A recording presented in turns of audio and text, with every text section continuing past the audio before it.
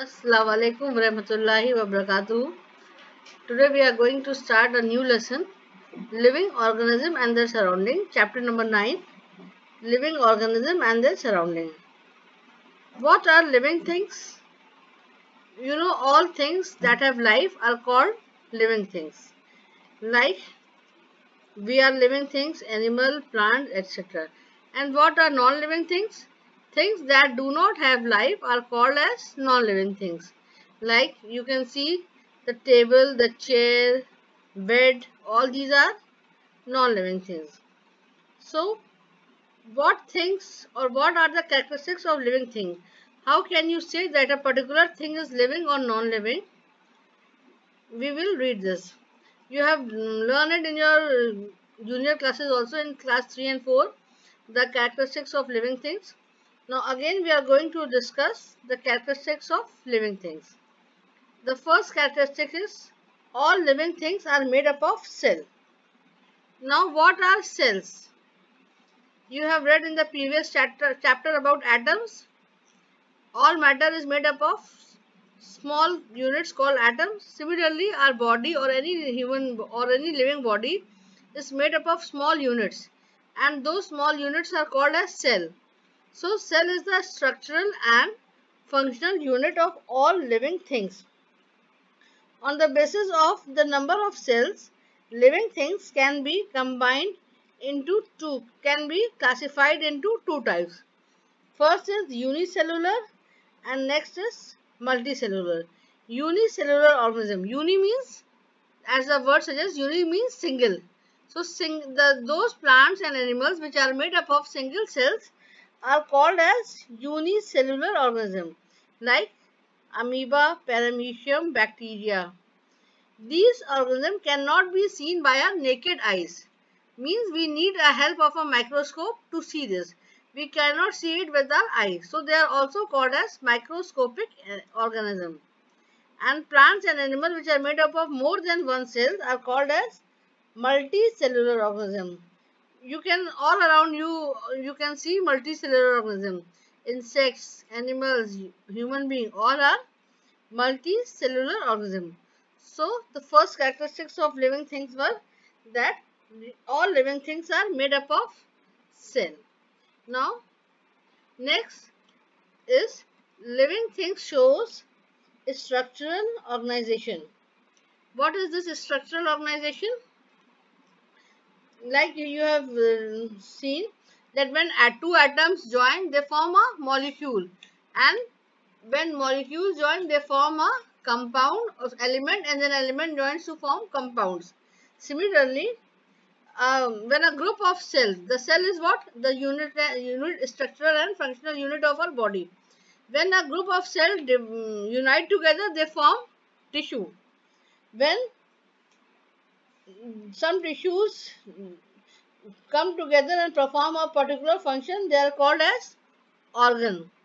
And when a group of organs perform a particular function in our body, it is called as organ system. And when many organ systems come together, they form a organism. So this is called as structural organization. From cells to tissues, cells unite to form tissues. Tissues form organ, organ form organ system, and then from these organ system it consists organism.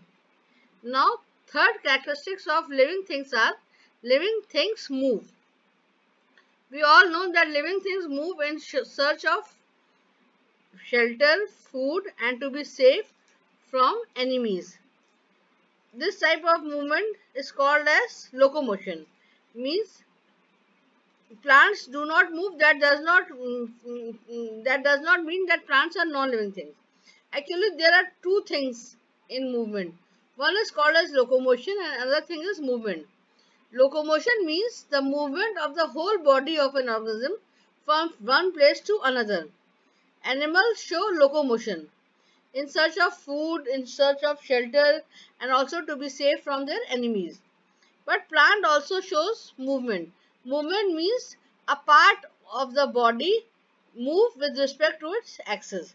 Like plants shows movement towards sunlight, like sunflower. The leaves of the mimosa, when they are touched, they show movement. The roots of the plant show movement, they grow downwards. So, plant shows movement and animal shows locomotion. Then, every living thing works, and we have read many times that we need food. So, the next characteristics of living things are living things need food. All living things need food to get energy for growth, maintenance. And on the basis of these feeding habits, living things can be classified into two types. One are the autotrophs and other are the heterotrophs. Autotrophs. Auto means automatic. Auto comes from the word automatic or self. So, all living things that are capable of making their own food are called as autotroph. They can self be fed. Only green plants, you have read that only green plants are capable of making their food by the process of photosynthesis. So all the green plants are called producers and they are also called as autotroph, means they can feed themselves.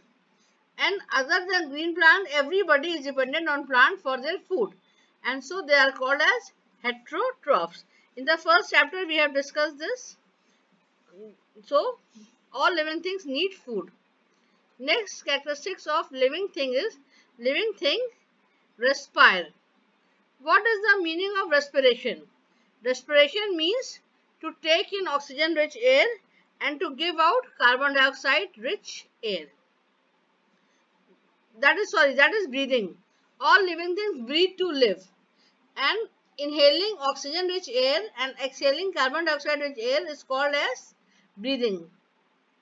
There are different organs in living things for breathing, like the mammals, like animals, like dog, like cats, like human beings. We have lungs for breathing. Then fishes have gills. Insects have spiracles on the surface of their body for breathing. Leaves also breathe through tiny pore present on them and they are called as stomata.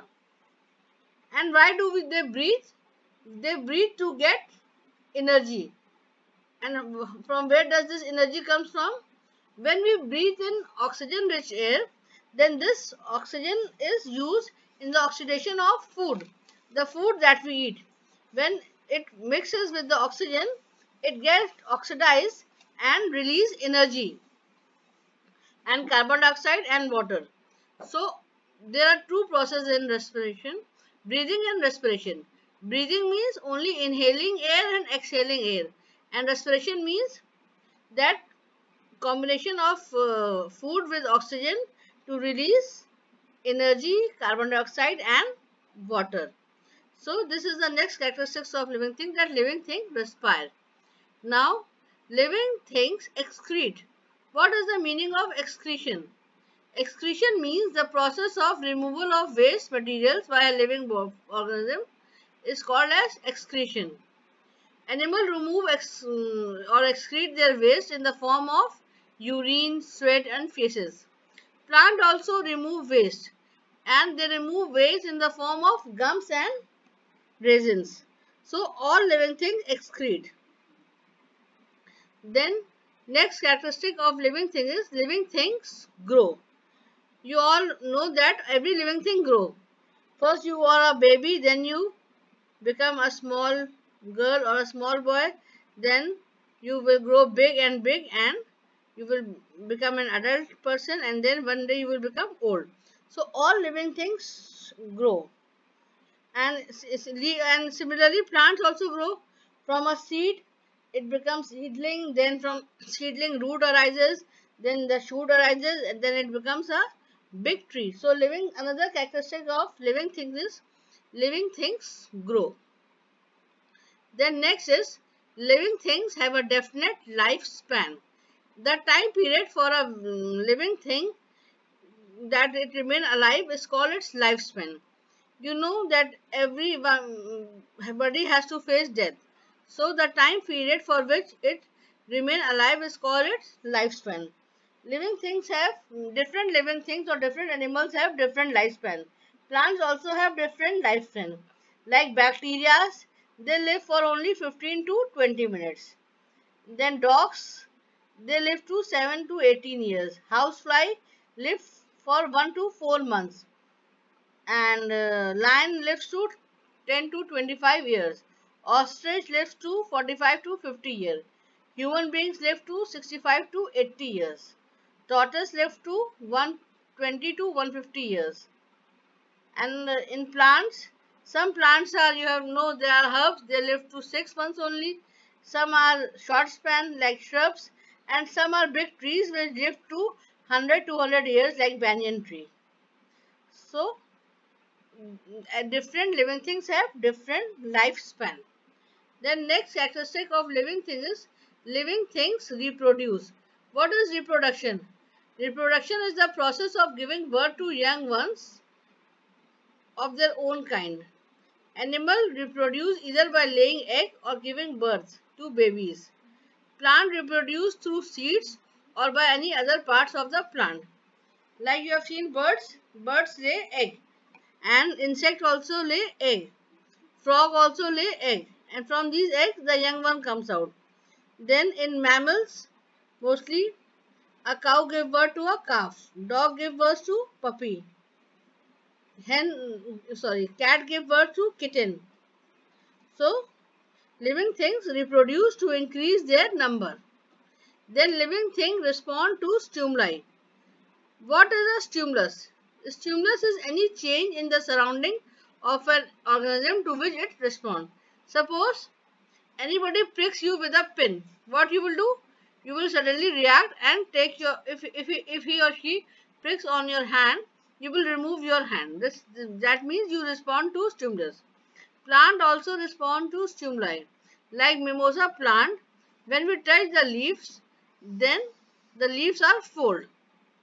That means that living things responds to stimulus.